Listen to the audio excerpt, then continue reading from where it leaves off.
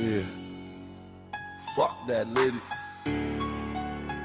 Black Tom McDonald in this bitch, spitting fire on these dead beats, no switch. Let's go.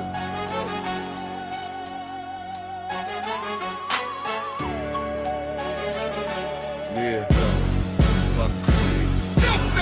You a grown ass nigga standing in the line. EBT dried up, now you crying online. Could've clocked in at 5, but you slept till 9. Now the shutdown hit and you begging for dimes. Nigga, get off your ass, this ain't charity time. Black Tom McDonald dropping truth like a crime. I see you big frame, arms like a goddamn tank, but you sitting on the couch giving life a blank. Swipe, swipe, nothing but decline. Government cheese gone, now you losing your fucking mind. Talking about the system, how it kept you confined, but the mirror don't lie, nigga, you the mastermind of your own damn cage. Lazy bones engraved, could've flipped them burgers, now you feeling enslaved. I was grinding at 16, no safety net. You was playing 2K, placing online bets. Now the shutdown's a villain, but you the real threat to your own damn future, nigga, place your regret. I'm painting these pictures, no filter, no blur, while you scrolling for pity, crying life ain't fair. Shit, life ain't fair, but it don't owe you a chair. Get your ass up and hustle or keep breathing thin air. You a grown ass nigga, fuck that nigga. You a grown ass nigga, fuck that nigga. You a grown ass nigga standing in the line. EBT dried up, now you crying online. Could've clocked in at 5, but you slept till 9. Now the shutdown hit and you begging for dimes. Nigga, get off your ass, this ain't charity time. Black Tom McDonald dropping truth like a crime. Yeah. Fuck that, nigga. You posting the memes, Uncle Sam's a prick. Your uncle named Laziness, and he running this shit. Got a back that don't break, legs that don't limp, but you walk to the corner store begging for a blimp or that free fucking money like it grows on the tree. While the rest of us bleed just to eat, can't you see? I'm spitting these syllables, surgical precision, cut through the excuses, expose the collision between what you could be and the bum you become. Niggas crying on TikTok, thumbing his thumb. Shut down, took my food, nigga, please, it took your crutch. Now you facing the truth, and the truth hurts much. I ain't here to coddle, I'm here to ignite a fire under your ass till you work through the night. Black Tom McDonald, the ghost in the booth, haunting every lie till you face the damn truth. No more woe is me, no more victim parade. You built your own chains, now you stuck in the shade. Pick up the application, swallow that pride, or keep starving in silence, nigga, you decide. You a grown ass nigga standing in the line. EBT dried up, now you crying online. Could've clocked in at 5, but you slept till 9. Now the shutdown hit and you begging for dimes. Nigga, get off your ass, this ain't charity time. Black Tom McDonald dropping truth like a crime. Yeah, Black Tom McDonald, ain't no handouts here, only hard facts. Get to work, nigga, stay broke, your choice.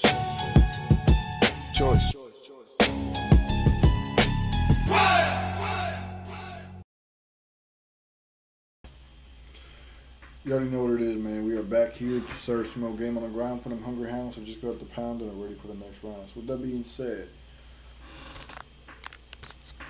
make sure y'all strap yourselves in. We got another episode tonight. So the Joe Rogan reaction that I did last night ended up getting removed for copyright reasons. So unfortunately, we won't be able to continue that. So we're going to continue with Candace. So let me go ahead and get this pulled up right here real quick.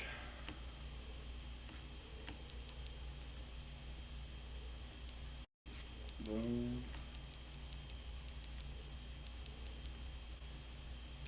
And yes, I already know what some of y'all are probably thinking. Holy shit, you shaved your whole beard. Yes, I did.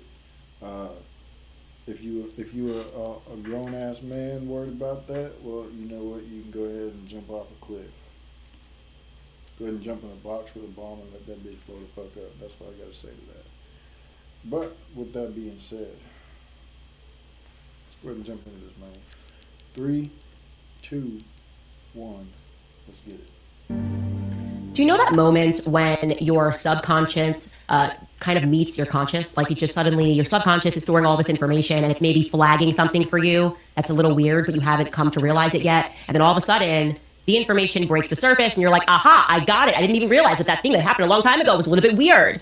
And suddenly you're behaving like Dory, the bluefish from the movie Finding Nemo, when she remembers the P. Sherman address from Australia. You guys know that moment. Take a watch.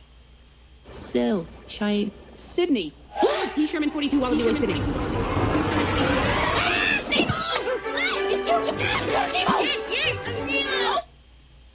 Crime solved. Okay, that is how it works. Never ignore your subconscious. That's why I say pay attention to my dreams. I don't care who has to laugh at me about it.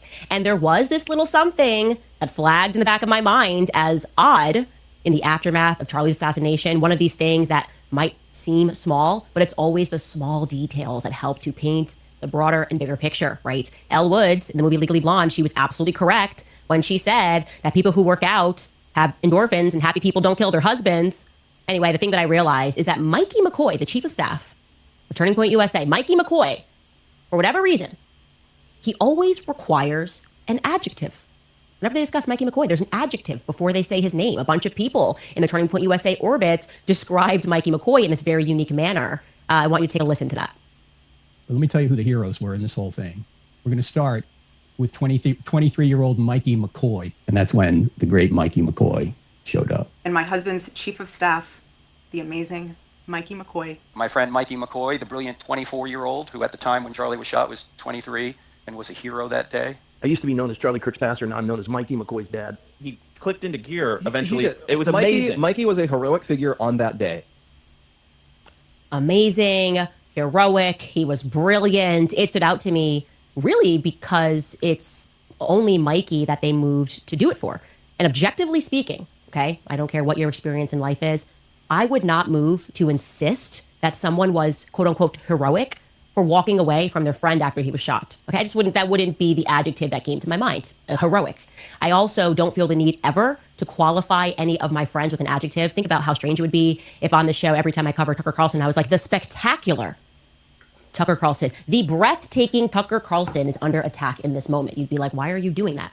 Why do I feel like you're trying to program me? This only made me more interested in Mikey and the McCoy story. And I want to be super clear here. No innuendo. I know that Mikey McCoy did not kill Charlie Kirk. We watch him in those moments. But it's also becoming pretty apparent to me that the stage was being set for Mikey to become the new Charlie. In fact, on stage at the memorial event for Charlie and elsewhere, they were trying to prime the public for that plausibility, almost like it was this psychological operation, nod to Rob McCoy and his family lineage, to see Mikey as capable of filling Charlie's shoes. Take a listen. Let me tell you something about Mikey. Mikey's been with Charlie for several years. He's 23 years old. He is wise beyond his years. And when that tragedy struck, Mikey was an absolute hero who kept everybody calm and did some of the most mundane things you would think you would need to do on the worst day of his life. And he continues to be a rock. He's been following Jesus for a long time. I'm hoping that Mikey one day will follow in Charlie's footsteps right to the college campus because he has the ability, the demeanor, the grace, the knowledge to do so. Set an example for the believers in speech and conduct and love, in faith and in purity. Our speaker today, Mikey McCoy, has done that. His path was pretty much like Charlie Kirk's path. Pretty much like Charlie Kirk's path, and he's got the grace and the wits and it's amazing, okay? And if you're wondering why we also included Erica saying the amazing Mikey McCoy in her first speech, it's because Rob McCoy, oddly, refers back to Erica's speech when he is asked specifically what he believes Mikey's future is going to be at Turning Point USA, okay? You're going to answer a question. The show is the Faith Forward show. And he starts to answer the question, but then he sort of cuts himself off and he trails into a different topic, almost as if he catches himself. Take a listen. And then Mikey specifically, like how he's going to kind of fit into that picture. Because when I'm seeing him speak, man, I'm like, dude, Mikey is going to have a humongous role within this organization. So Charlie was an avid journaler, very avid. And when Erica started opening up his journals after he was killed, she started reading. Charlie had a plan all the way through 2028. Wow. Written out. I mean, there's an order of succession, and when she comes out and she says the amazing Mikey McCoy. Yeah.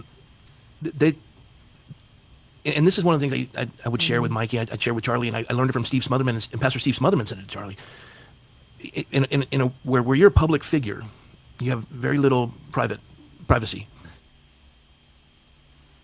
That was weird, right? That's a weird way to try to answer that question. What's he doing there? Is he trying to make us believe, but not explicitly state, but kind of explicitly state, or maybe implicitly state that Charlie's future, or rather Mikey McCoy's future, was written by Charlie in one of these journals? What's good, Sandar? It says succession within 3 years. Is that what he said? I don't think that's what he said. I could be wrong. Through 2028. Wow. Written out. Written out. I mean, there's an order of succession, and when she comes out and she says the amazing, I think she said the amazing Mikey McCoy. McCoy, yeah. And this is one of the things I would share with Mikey.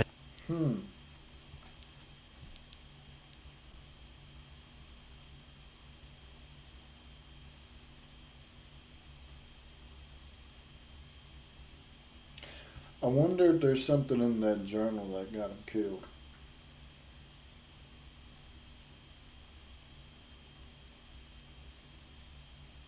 If he had a plan all the way through 2028,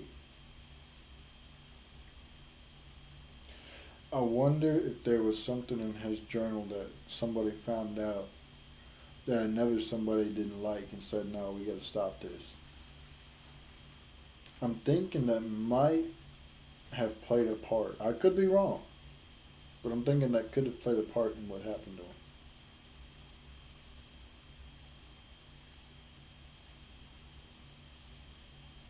I don't know.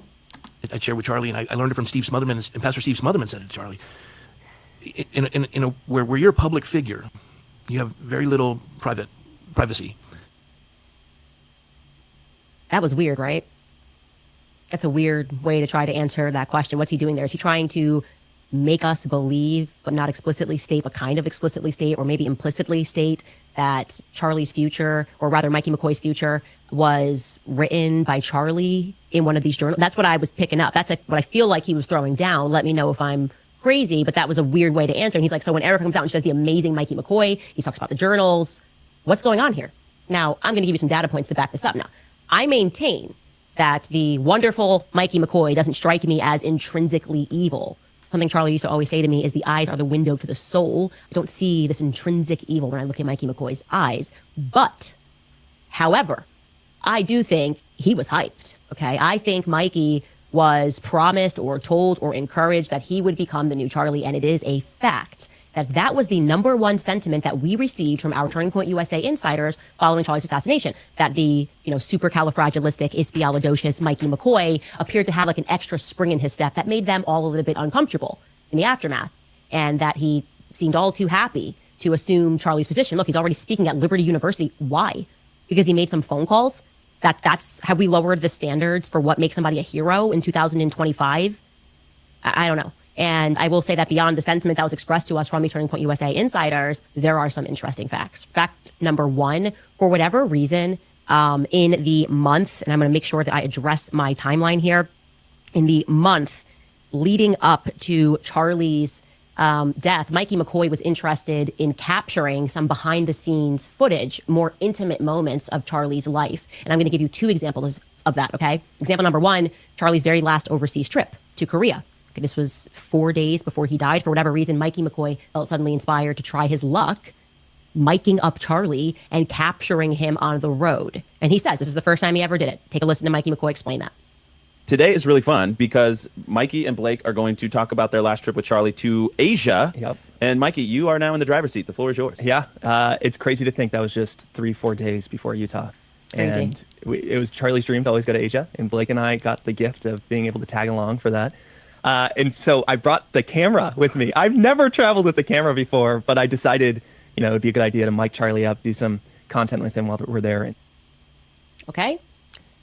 That is remarkable, obviously. For the first time, he decided to mic him. It's not something that somebody does as a chief of staff. It's not something that somebody does in that role. Okay, I've traveled with Charlie everywhere. Very strange. The person that mics is always the AV person. And I would assume there were some AV people that were on hand given the trip. But anyways, that's not it. Okay, that's just one point that we have. And don't worry, because I'm going to show you after I've plotted all this into our timeline. Just a few weeks before Charlie died, Mikey McCoy and his wife Eliza, for the very first time, now this is according to Eliza McCoy. Some creepy smile. Something about this Mikey McCoy dude, low-key kind of reminds me of Mark Zark. Mark Zuckerberg. It's like they both have that kind of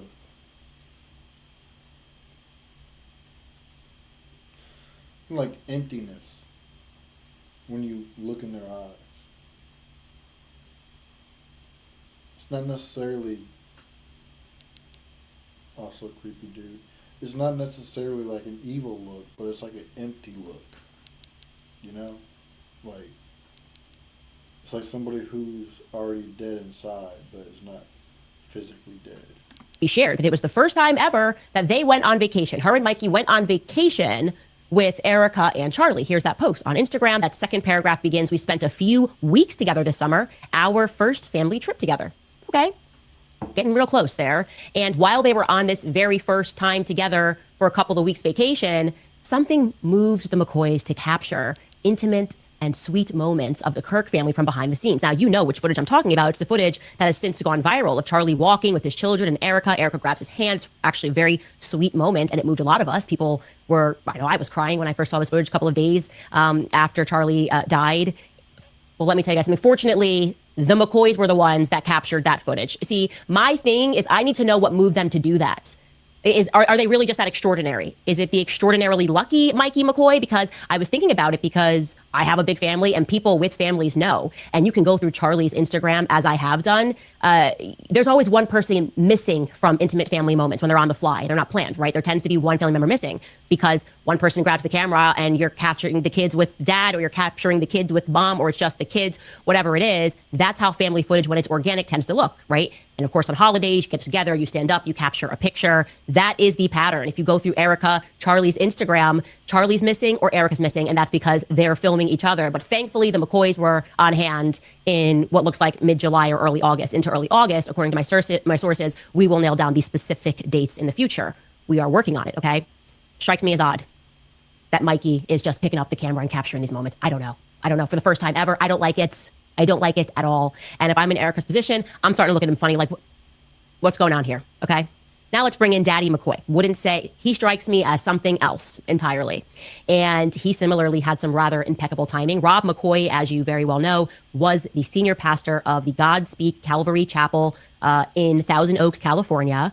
You should also know, by the way, let me introduce this to you right now because I didn't know that his church was funded by the Wilkes brothers down in Texas. The Wilkes brothers are the ones that fund Daily Wire, were, the initial seed money behind the Daily Wire, the initial seed, not the initial seed money behind PragerU, but they majorly fund Prager University as well.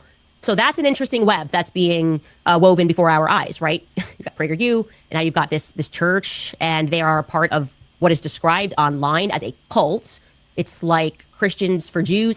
You look into it yourself. I honestly can't explain it, but that's just something that you should know in the background. Anyway, for whatever reason, after 17 years as the head pastor of that church, Rob McCoy, it was publicly announced in January of this year that he would be stepping down as the head pastor and instead assuming the role of pastor emeritus. Now, for the uninitiated, emeritus is basically just an honorific title, right? Bestowed upon someone after they retire from some distinguished position. For Rob McCoy, they had planned that transition. That transition took effect in mid-July of this year. Okay, mid-July of this year is when he officially steps down from the church. A lot going on here in McCoy land. Now, in case you're thinking, well, that doesn't mean that he was doing all of that and transitioning because he was anticipating some bigger role at Turning Point USA and maybe therefore planning to wind down his life in California. No, actually, that's exactly the reason that was cited when it was reported on in January. In the Ventura County Star, they wrote, quote, "He's approaching a transition in July. He'll step down as the senior pastor of Godspeak and hand the reins to his son-in-law, Micah Stevens, the church's administrative and worship pastor. McCoy will become the emeritus pastor and will still preach regularly at the church in a role that could last into the mid-70s. And then it goes on to say when McCoy's responsibilities grew at Turning Point USA, he and his wife sold their home in Thousand Oaks and bought a home in the Phoenix area. Now he said that he bought a different place in Thousand Oaks. He also owns a home in Coronado near San Diego. Now, what we can confirm to you is that Rob... It's a lot of houses for a pastor. Actually put that secondary home in Coronado up for sale on August 24th, 2025 of this year. He listed his home up for sale. So suffice it to say that the fantastic, heroic, sensational McCoys were pretty busy this summer, and I don't like it at all. I just don't like it. The vibes for me are not good. Now we can take a look at our timeline here with these new moves added into it. We're going to start looking at July 11th because that's when I think things reached some sort of a pinnacle. That's the infamous speech that Tucker Carlson gave where he calls out Bill Ackman. He starts talking about Israel, all this stuff, and things start moving, okay? Now you can see that's July 11th, and he says that people who serve in foreign armies should be stripped of their citizenship. He muses about where Bill Ackman's wealth comes from. July 18th is our next date on our timeline. And this is a great find from Sam Parker. That is when Turning Point USA receives a request from UVU for Charlie to hold an event at Utah Valley. Not only do they instantly accept this request, but they also make it his first stop, which is incredible. We can listen to a news anchor, I think this is from Fox News Salt Lake City, describe exactly when that request went out, as we're telling you on July 18th. Take a listen. Utah Valley University has provided the document that created the rally at which conservative activist Charlie Kirk was shot to death, but it is not providing the security plan for that day. I'm Fox 13 investigative reporter Nate Carlisle. We've been asking UVU for records related to the September 10th Kirk rally. After about 6 weeks, this is the first record provided. It's the application submitted mid-July by the UVU chapter of Kirk's Turning Point USA. The applicants answer standard questions about time, place, and a description of the event. However, we noticed there is one question not asked on the form, whether organizers need any police protection. That's a standard inquiry at, for example, University of Utah events. Speaking of police, UVU has denied Fox 13 News' request for a copy of the Kirk Rally security plan. The university is citing the provision in state records laws keeping confidential, quote, security measures, end quote. The campus also has expressed concern that the records could interfere in any investigation and someone's right to a fair trial. Tyler Robinson is charged with Kirk's murder. Fox 13 plans an appeal of the denial, and we are still pursuing a variety of records related to the Kirk shooting. Well, Fox 13 News, if I can be of any assistance, you just reach out to me because I've done a lot of these. Interesting. So there wasn't a question on the form about whether or not the person hosting the event needed security or not. I mean, common sense would say that if you're hosting any type of public event like that, you would need security. And not necessarily just because somebody might try to shoot you, but somebody might try to crash out, somebody might try to whoop your ass, all that shit. So, common sense says yes, police security, or any kind of private security. But the question's not on there. That's interesting. I wonder if that was done on purpose.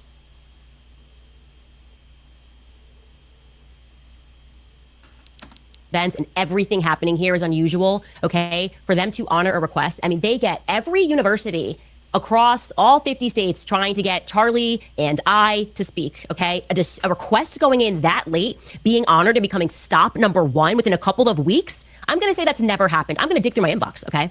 I'm going to dig through my inbox. I'm going to see what the normal security protocols are because as everybody has noticed, there was no ambulance on standby. And that's against Utah law. And so it's interesting that they don't want to release the security plan because I'm pretty sure this was an extraordinary first time thing where they didn't have a security plan.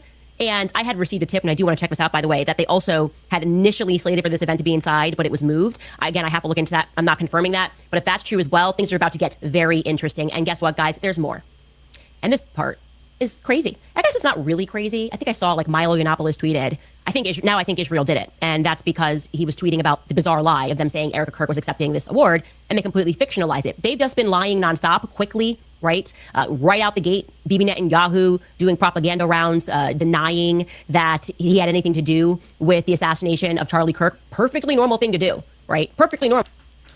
It's any public assassination, first question to know is who was in charge of security. That's a fact, bro. Just like when they tried to kill Trump, the Secret Service failed horribly at securing the perimeter and making sure that there is nobody around or nowhere that anybody could get to. Now, they succeeded in getting him down and out of there quick, but it never should have happened in the first place. And fact that they don't want to release the security plan, and the fact that it was possibly slated to originally be out inside and then moved outside. It all sounds like there's a whole, like it's starting to sound like there's some people from that university who were also responsible for Charlie dying. It's like Epstein, right? Epstein didn't kill himself. He was killed. Well, for some reason, I didn't feel compelled to do that. I didn't feel like I had to get on camera and make a statement that I didn't kill Charlie Kirk. But Bibi Netanyahu felt that he needed to do that, and all of his sycophants in America echoed that statement, and nobody had accused them. A thief runneth when no one pursueth, right?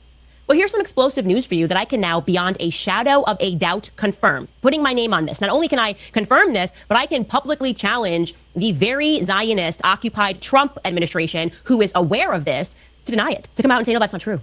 Okay?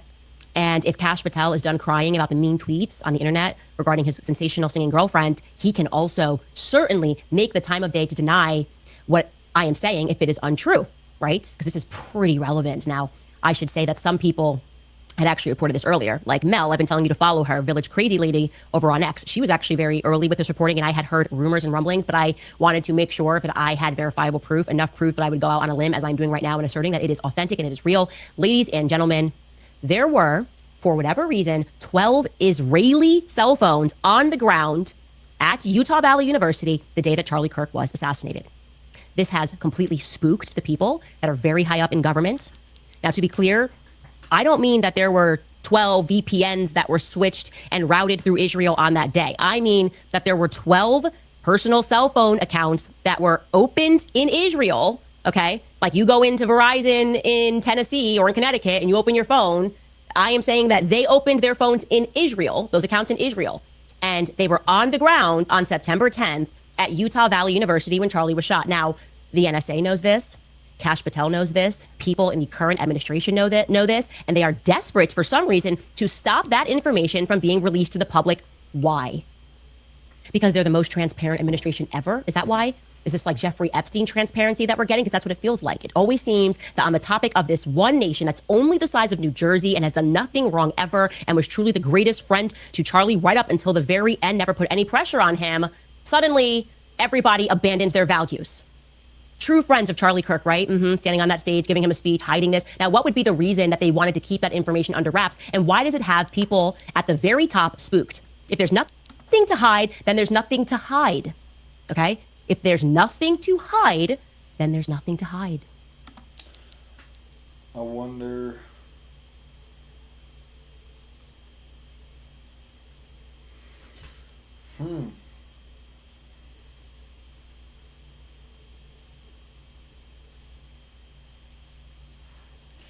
Man, that's crazy. 12 accounts? 12 cell phone accounts?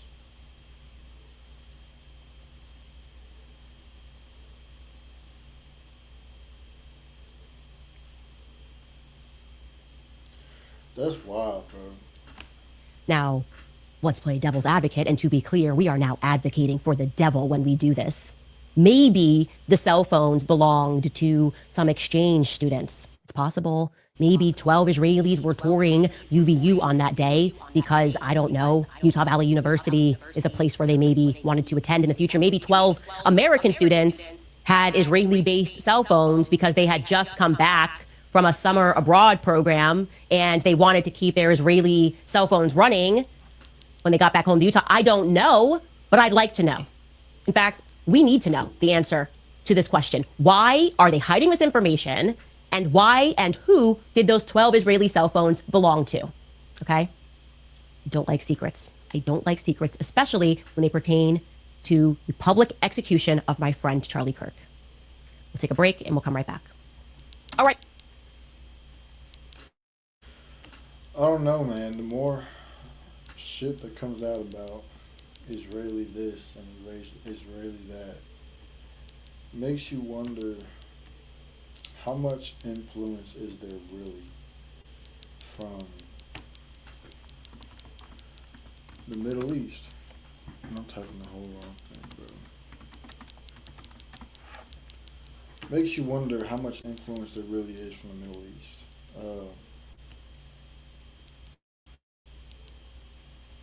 And you start questioning, bro. You start questioning. And, you know, it's like Charlie said. Charlie said it the absolute best way that anybody else could have really said it. Being pro-Israel does not mean being pro-Israeli government. It means being pro-state of Israel, meaning the people, the common people, the everyday civilians, the you know, the working man, the women, the children, all that. Not the government. Don't nobody support the government of Israel no more. And that's a fact. Don't nobody support the government of Israel no more. So, I don't know, man. It's like the more I find out, the more I start questioning what the hell is really happening, you know. And thank God we have somebody who is honest and determined and transparent like Candace Owens, who's really doing her due diligence and getting to the bottom of this and exposing a lot of bullshit. I'm really starting to think that they got Trump by the balls, saying, "Hey, if you speak out or say this or say that, we're gonna kill your family." I really think that's what's going on, bro. Because Trump is a gangster. He does not care what anybody says or thinks. He will do what he thinks he needs to do. Now, unfortunately, even gangsters have a soft spot, which is their family. So, I'm wondering if they're really blackmailing him. Same thing with Cash Patel, where they bought him out. I don't know, bro. It's just a lot of shit going on, and we won't really know for sure until later on down the road when more things come out. So I'm gonna go ahead and get this outro pulled up, man, and we finna bounce. I appreciate y'all for tapping in, man. Make sure y'all share with y'all friends, your families, your mummies, your aunties, your grannies, and everybody else that y'all know. And I'm out. Yeah. Yeah. 2025 shit. Straight gutter. Welfare office smell like ass and baby mother. Let's get it. Keisha crying, Lakeisha whining. They ain't not go straight, losing the mind. Food stamps gone, EBT decline. Standing in the store with a cart full of lies. Niggas laughing while they swiping deny. Keisha crying, Lakeisha whining. They ain't not go begging for a dime. Government cheese turn to government cries. All them baby daddies ghosts, now it's crunch time. Bitch at the counter, fake ass press-ons clicking loud. Cart full of bullshit, frosted flakes in that loud. Swipe the card, beep beep, motherfucking dick line. She screaming this racist. Nah, ho, you just lying. 3 dirty ass kids yanking on a fake Fendi coat. Nails did hair fry, but the rent 3 months remote. Talking about I'm a boss bitch. Boss of what the wick line. Niggas in the whip laughing past the Duchess prime time. She got a plasma on the wall, but the fridge fucking bare. iPhone ringtone blasting, still can't pay the daycare. Casework on speed dial, voice all cracked and shrill. I got 6 dependents, bitch, you got 6 different dicks to bill. I'm posted with the wolves, Henny bottle to the dome. Watching these hoes fight over cereal like it's chrome. One nigga yell world star, pull a cam HD. Next bitch swing a honey bun, call that shit EBT. Keisha crying, Lakeisha whining. They ain't knuckle straight, losing the mind. Food stamps gone, EBT decline. Standing in the store with a cup full of lies. Niggas laughing while they swiping deny. Keisha crying, Lakeisha whining. They ain't knuckle begging for a dime. Government cheese turn to government cries. All them baby daddies ghosts, now it's crunch time.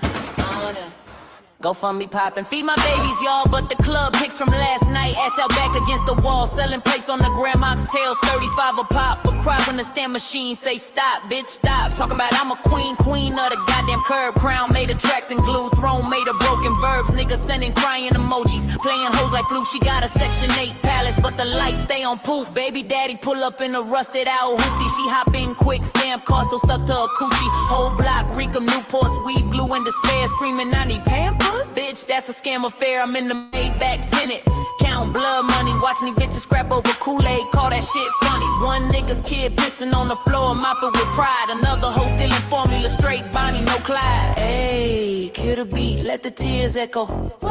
That's the sound of the hustle dead. Your niggas in the cut, stacking bricks, 0 fucks. Y'all pick the game, now eat them government bucks. Keisha crying, Lakeisha whining. Dame neck was straight, losing the mind. Food stamps gone, EBT decline. Standing in the store with a cart full of lies. Niggas laughing while they swipe and deny. Order. Keisha crying, Lakeisha whining. Order. Dame neck begging for a dime. Order. Government cheese turned to government cries. All them baby daddies ghosts, now it's crunch time.